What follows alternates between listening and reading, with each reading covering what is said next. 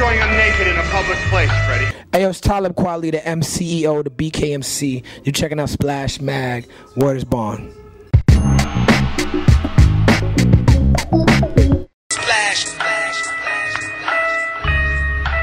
It's good. I've only seen my set. I haven't really checked out nothing else. I'm about to eat and check out Helter Skelter.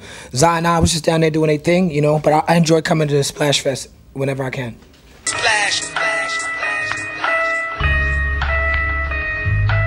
I don't know what happened, but I know that Mos Def got a great album right now, and he's doing his thing. And I don't know the circumstances for why Mos Def couldn't be here, but I'm blessed that I could come in his place and still represent the whole Black Star movement and still perform for the people. I mean, I love the Splash Festival. I mean, I love Germany in general. One of my best audiences in the world is Germany.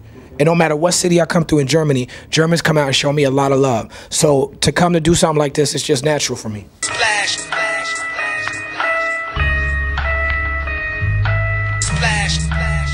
Yeah, actually, Mos sent me that song because he was working on his album and I recorded it. And recorded my verse with a whole bunch of curses in it, and I was just rapping. And Mos said, you know what? I really don't want curses on this album. So can you re-record your verse and clean it up?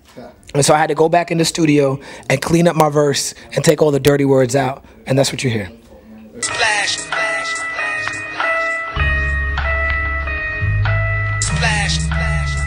Yeah, I mean, well, the song, shout out to Jay Dilla, because the song is just about history in general, but being that I'm from New York, you hear my personal story, and you hear Mos Def personal story.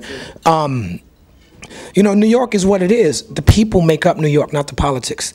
And the politics is what you see as far as the gentrification and everything. And cities, any city, whether it's New York or Leipzig, how you pronounce it? Leipzig or Berlin or wherever, every city go through cycles. And New York is in a cycle right now where the tourism and the bringing people in and bringing dollars in is important to the government. So that's what you see. You see the cleaning up. I can't predict the future of the city, but I know that things have cycles. And so whatever we see now for the next 20, 30 years, 20, 30 years from now, it'll change. So if you have rich white people living in a neighborhood, 30 years from now, it'll be in New York City, it'll be a different type of neighborhood. And then it'll switch back. That's just the nature of the beast of New York City. Splash.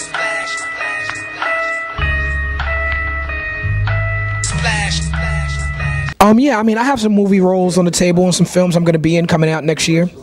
But, you know, Mos Def is more of a natural, innate ability with that. Whereas me, I'm more like cerebral, and I have to think things through.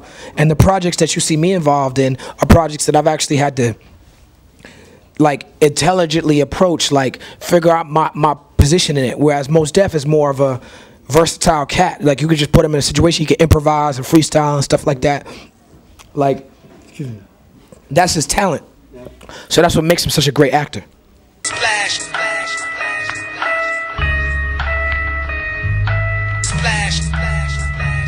I mean, when you do something positive and you give it to the world, I would be arrogant to be annoyed if people kept asking me the question. So people ask that question a lot.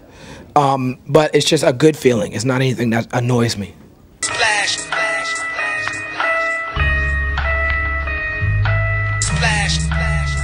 Yeah, I mean, that was one of our first goals that we never achieved, but that was something that we were seriously considering at some point. I have no idea what Rakim is doing.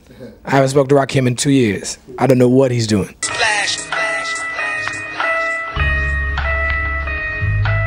No, my wife is actually not an activist, but she's a DJ. And by the nature of her job, I guess DJing, in a sense, is like activism, you know, but I'm more the activist in the family. She's more the DJ. You know what? I used to, but now I don't.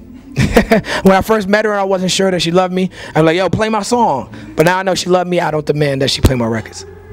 Do you remember? Splash, a fantastic tale.